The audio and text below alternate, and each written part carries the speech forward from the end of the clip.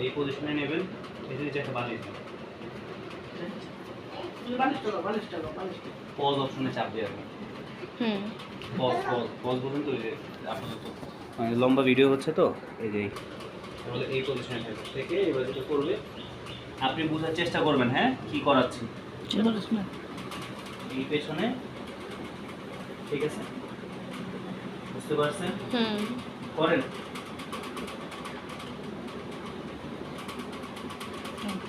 ঠিক আছে, হাঁটার সময় আমরা কি করি, এই যে সামনে আর যে পিছনে।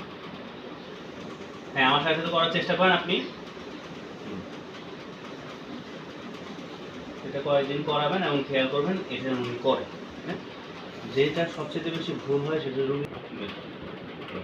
আবার সামনে, কোমরটা পিছনে, হাতটা সামনে, বা হাতটা সামনে, কোমরটা পিছনে।